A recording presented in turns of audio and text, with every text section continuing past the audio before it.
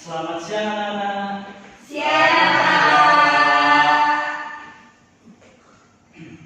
Baik, Assalamualaikum warahmatullahi wabarakatuh. Waalaikumsalam warahmatullahi wabarakatuh. Gimana anak-anak kabarnya hari ini? Alhamdulillah.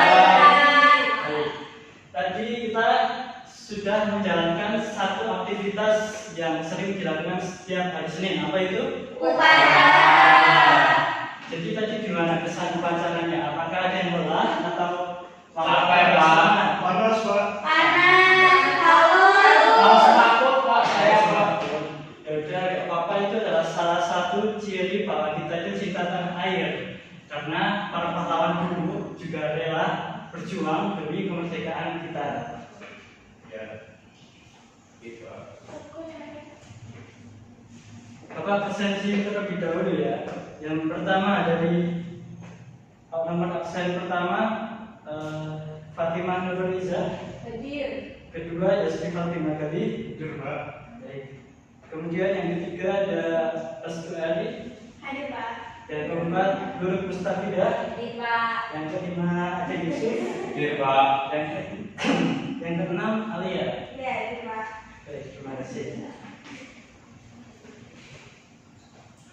Sebelum kita mengawali pembelajaran kali ini, silahkan salah satu orang untuk memimpin teman-temannya berdoa di depan. Kepada Dek Fatimah mungkin bisa maju ke depan untuk memadu teman-temannya berdoa agar pembelajaran kita dapat berjalan dengan lancar. Ayo.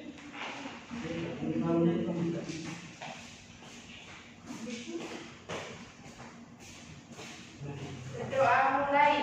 Bismillahirrahmanirrahim. Raditu billahi rabban wa bil islami dinan wa bi Muhammadin nabiyyan wa rasulah. Rabbi zidni ilman warzuqni fahman. Amin. Terima kasih, silahkan duduk kembali. Pada pekan kali ini kita akan belajar mengenai apa itu gelombang bunyi. Namun sebelum itu Bapak ingin bertanya-tanya dulu nih kepada anak-anak. Tadi di semasa waktu upacara itu ada yang bernyanyi waktu lagu apa? Indonesia. Siapakah yang menyanyikan lagu tersebut? Dari grup paduan Suara. Jadi tadi itu kelas 5 atau kelas tinggi itu sudah membentuk grup untuk perpaduan suara. Kemudian di sisi lain di depan para paduan suara tersebut terdapat satu orang yang memimpin. Siapakah dia? Dirijen memimpin sebuah paduan suara agar temponya dapat berjalan dengan sesuai ketukan. Kemudian selama proses pembelajaran kemarin itu teman-teman sudah mempelajari tentang apa itu fungsi telinga. Ya. Nah, fungsi telinga salah satunya untuk mendengarkan suara, mendengarkan musik, dan mendengarkan segala macam yang ada di lingkungan sekitar. Coba tadi pagi yang berangkatnya dengar suara motor siapa? Saya, Pak. Saya. Berarti semua berasal dari kota ya? Atau ada yang dari desa? Dari gunung, Pak. Oh iya, iya. Baik tadi Pak.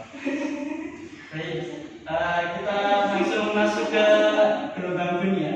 Ini Bapak akan menjelaskan tujuan kenapa kita perlu belajar tentang bunyi pada pekan ini. Yang pertama itu Bapak ingin menjelaskan kepada anak-anak bahwa bunyi itu tuh ada di setiap kehidupan kita dan kita perlu memahaminya. Yang kedua, kita harus mengenal sifat bunyi karena bunyi melekat pada kehidupan kita dan kita juga harus berteman dengan yang namanya bunyi. Yang ketiga, kita dapat mengaplikasikan gelombang bunyi dalam kehidupan sehari-hari. Yang keempat, kita dapat menerapkan prinsip gelombang bunyi melalui eksperimen atau proyek. Yang terakhir, kita dapat meningkatkan keterampilan penampilan kritis siswa mengenai materi bunyi. Baik, kita langsung menuju ke materinya. Namun sebelum itu Bapak ingin mengajarkan ice breaking dulu satu kali. Bagi siswa yang ada di sebelah depan Bapak itu menepuk kedua tangan. Yang di belakang, yang baris kedua itu menepuk paha. Gimana? Pada bisa kan? Coba Bapak cek dulu. Yang pertama dari depan, yang belakang. Sekarang Bapak ingin membuat satu gerakan, nanti yang depan mengikuti gerakan tangan yang kanan, yang kiri nanti yang belakang yang mengikuti ya. Ayo, yang kedua, lagi. Nah, sekarang Bapak ingin satu kali lagi. Yang depan nanti pukul 2 kali, yang belakang tepuk 1 kali. Dan tunggu instruksi dari Bapak. Enggak, yang belakang 1 kali, yang depan 2 kali. Ulang 1 kali lagi. Nah, sekarang kita praktikkan bersama-sama sebagai membentuk nada.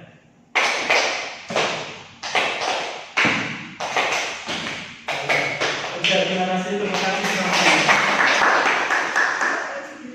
Oke, materi Bapak enggak banyak itu.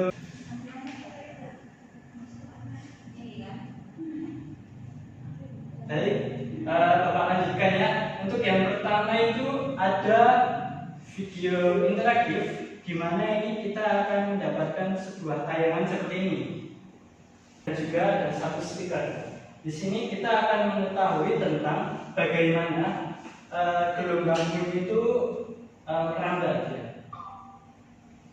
Dengar sesuatu ya? Dengar. Ya, mendengung ya. Apakah suaranya terdengar sangat jelas? Jelas.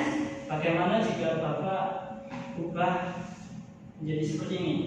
Dari sini apakah ada anak-anak yang bisa menyimpulkan apa kegiatan kita kali ini? Mendengarkan. Ya, ini berarti kata Yosifal dan anak-anak semua. Bapak rangkum menjadi satu, yaitu setiap orang yang berada pada sumber bunyi maka dia akan lebih jelas daripada orang yang jauh dari sumber bunyi. Sekarang Bapak ingin contohkan, kita mempelajari tentang jarak antara gelombang suara dan diri kita. Bapak akan mengajarkan bagaimana jika frekuensi yang ada di mikrofon speaker tersebut itu sangat rendah. Jadi jika seperti ini, bisa dikatakan suara tersebut tidak terdengar atau bisa dibilang mendengung seperti bass. Siapa yang pernah mendengar bass? Saya. Gimana suaranya? Nah, seperti itu, mendengung. Jadi tingkat frekuensi juga mempengaruhi pendengaran kita ya, anak-anak ya. Jadi semakin sedikit frekuensi maka kita mendengarkan juga akan semakin mendengung. Seperti contoh pada waktu pentas di salah satu band pasti ada yang menggunakan musik yang bernama bass.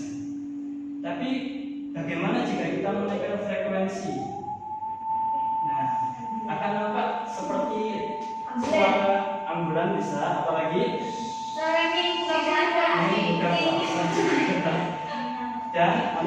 dan sejenisnya ya. Dan ini mempengaruhi gendang telinga kita.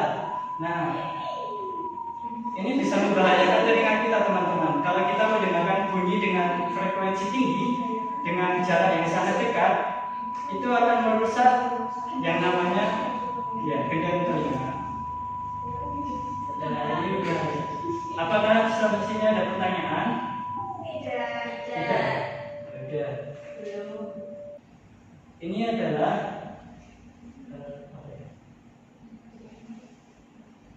Ini adalah salah satu contoh juga bagaimana perambatan bunyi melewati ruang seperti di kelas kita. Di sini jika frekuensinya, maka perambatan bunyi akan semakin pelan. Namun jika frekuensinya semakin tinggi, maka getarannya juga semakin bertambah ya. Bisa kita bayangkan seperti siapa yang pernah main air waktu kecil? Setiap kali kita memukul ke air itu kan terjadi gelombang. Iya. Semakin banyak ketukan maka semakin banyak juga gelombang. Baik. Bisa ada yang bisa mengulangi apa kesimpulan dari ya, semakin banyak ketukan semakin banyak pula getaran yang merambat. Yang ketiga, kita tuh sering banget ya di kelas maupun di luar itu pasti mendengarkan gak cuma satu obrolan orang doang, tapi dari berbagai orang. Seperti contoh waktu diskusi, waktu presentasi, waktu kita ke pasar juga banyak sekali kegiatan yang bunyinya itu enggak dari satu sumber saja, namun dari berbagai sumber. Ini kita anggap frekuensi yang di atas itu sebagai speaker A, yang bawah yaitu speaker B. Nah, kalau kita mendekat ke arah atas, maka bunyi yang dihasilkan yang akan lebih besar yaitu speaker dari A, sedangkan speaker dari B akan terasa lebih kecil. Kemudian yang ketiga, oh iya, sebelumnya Bapak mau tanya nih, di sini ada yang suka mendengarkan cerita? Saya. Ya, bisa mendengarkan cerita dari satu orang. Ketika guru bercerita, kasih dongeng, kasih penjelasan. Jadi restu lebih dapat memahami jika ada satu sumber suara. Namun kita bisa tahu kalau kelas kita itu kadang ramai, kadang enggak, ya apa enggak? Iya. Nah, kalau kelas ramai itu menurut kamu itu akan lebih fokus atau ambiar gitu? Lebih ambiar. Lebih ambiar, ya betul sekali. Maka dari itu kita ibaratkan garis ini seperti tembok pada ruangan kita. Nah,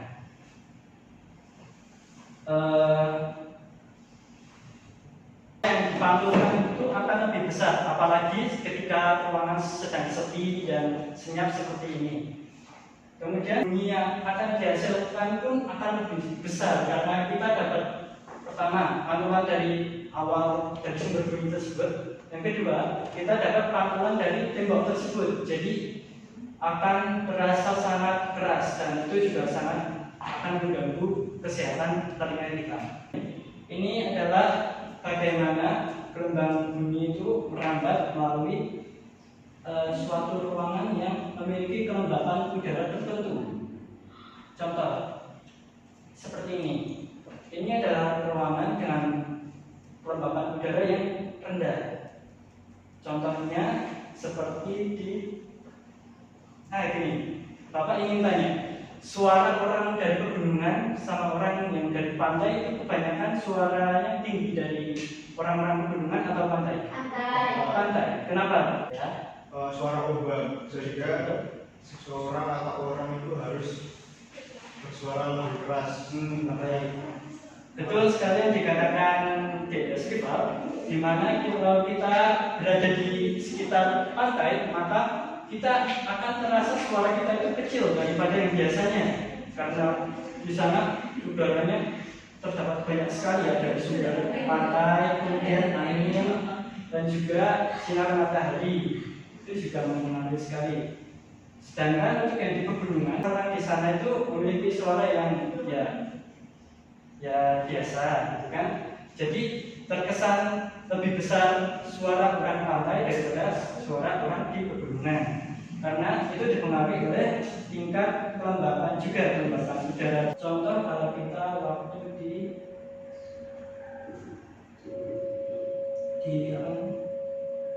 di daerah yang tinggi, anak-anak Sudah.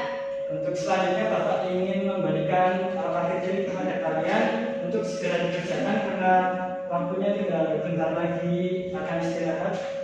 Akan kerjakan dengan teman satu kelompoknya, bisa depan belakang atau samping.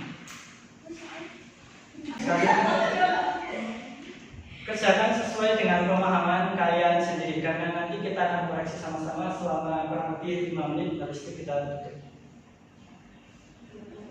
Karena soal yang di LKPD itu belum Bapak jelaskan malah di tayangan ini, karena anak-anak harus terlebih dahulu memahami apa itu yang namanya gelombang. Itu adalah soal-soal yang anak-anak bisa kerjakan dan tidak ada kata salah, karena Bapak yakin setiap anak-anak pasti sudah melakukan kegiatan tersebut.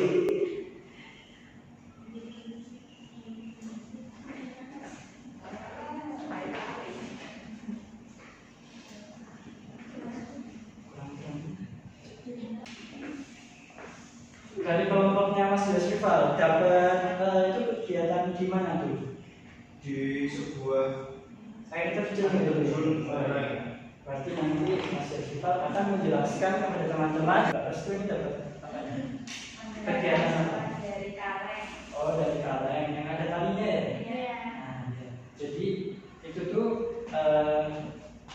nanti yang dapat orang yang berbicara tanpa menggunakan apa ya? Maksudnya tanpa saya silakan kepada kelompok pertama dari Mas Yosifal, dipersilakan maju untuk sedikit menyampaikan penjelasan terkait apa yang sudah dikerjakan.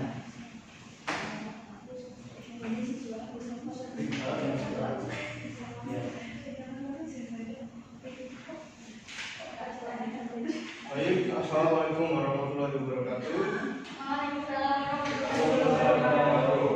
Perkenalkan, nama saya Yosifal Bakari Ananta. Saya dari kelompok 1, izin untuk menyampaikan hasil diskusi dari kelompok 1. Di sini terdapat gambar air terjun, di mana air terjun ini terdapat pada lereng gunung. Nah, untuk dari pertanyaan yang pertama, gambar ini menjelaskan tentang apa? Untuk gambar ini yaitu pergerakan air dari tempat tinggi ke tempat rendah. Nah, terdapat benda apa saja yang ada pada gambar ini? Di gambar ini terdapat benda cair yaitu air, kemudian ada benda padat, batu, kemudian ada makhluk hidup, pohon, dan juga burung. Untuk pertanyaan yang ketiga, ada dari gambar tersebut gelombang bunyi merambat melalui apa? Jawaban dari kelompok 1 yaitu gelombang bunyi merambat melalui air yang jatuh ke bawah sehingga air tersebut bertabrakan dengan air yang di bawahnya yang menghasilkan gelombang dan sumber suara. Bagaimana untuk kualitas suara yang dihasilkan dari benda tersebut? Untuk kualitas yang dihasilkan dari proses air yang jatuh dari tempat tinggi ke tempat rendah, yaitu menghasilkan suara gemuruh atau seperti suara bass yang gemuruh. Kemudian apa perbedaan suara antara air terjun yang rendah dengan air terjun yang tinggi? Untuk air yang jatuh dari tempat tinggi yang lebih tinggi akan menghasilkan suara gemuruh yang lebih keras dibandingkan dengan suara air yang jatuh dari tempat yang lebih rendah. Untuk jawaban dari kelompok 1, sekian. Ya, terima kasih kepada kelompok 1. Boleh Bapak pilih benar. Bapak ingin bertanya nih kepada Mas Yosifal. Dari Mas Yosifal sendiri, kegiatan selepas pulang sekolah apakah ada yang berhubungan dengan air? Ada Pak, saya pelihara ikan. Pelihara ikan di rumah. Ya. Terus kegiatan selanjutnya apakah ada yang berhubungan dengan air terjun? Di rumah ada pancuran ikan itu Pak. Berarti selama di rumah Mas Yosifal itu sering banget bermain air di rumah ya? Ya. Nah, sekarang pertanyaan Bapak, apakah Mas Yosifal sendiri pernah bermain air di luar rumah? Pernah Pak, Apa itu? hujan-hujanan. Kalau di kali pernah enggak? Pernah Pak, sering renang di kali. Nah, ini salah satu contoh yang agak bahaya ya teman-teman. Karena apa? Karena bermain di air tanpa pengawasan orang tua itu juga sangat membahayakan, apalagi waktu hujan ya. Nah, waktu hujan pun seperti itu karena bisa berdampak pada keselamatan, kesehatan. Nah, apalagi di daerah kita ini sekarang lagi musim hujan. Ya, sehingga beberapa daerah tentunya di tempat kalian mungkin ada yang banjir ya. Iya, Pak. Jadi mohon hati-hati lagi ya besoknya. Oke, silakan kembali ke dulu. Terima kasih Pak. Beri tepuk tangan kepada Mas Iqbal. Baik, karena waktunya sudah mau habis dan nanti teman-teman akan istirahat, maka Bapak ingin cukupkan dulu untuk materi kali ini. Untuk kelompok 2 dan 3 silahkan dibawa pulang sebagai saran pembelajaran kalian. Dan sebelum kita akhiri, Bapak ingin mengingatkan kepada kalian bahwa nanti akan Bapak share di grup WA tentang soal evaluasi. Di sini nanti teman-teman bisa mengakses yang namanya Google Form. Nanti bisa bilang ke kakak atau ayahnya untuk mengakses Google Form ini. Kemudian nanti dibantu dengan kedua orang tua, kalian bisa mengerjakan soal-soal yang ada di dalamnya. Baik, untuk Bapak cukup akhiri sekian. Untuk kesimpulan materi kita kali ini, nanti Bapak ingin berharap bahwa kalian minggu depan itu dapat menjaga kesehatan telinga dengan baik, tidak menggunakan suara keras-keras, dan juga saling adanya gelombang yang ada di sekitar kita. Nanti bilang aja ke temennya, kamu kalau dekat radio jangan suaranya besar-besar gitu, karena nanti bisa merusak yang namanya gendang telinga. Baik, cukup Bapak akhiri sampai sini. Untuk selanjutnya silakan ditutup dengan doa kepada Fatimah lagi. Di situ aja, di situ. Silakan untuk memandu doa terlebih dahulu. Doa mulai. Bismillahirrahmanirrahim.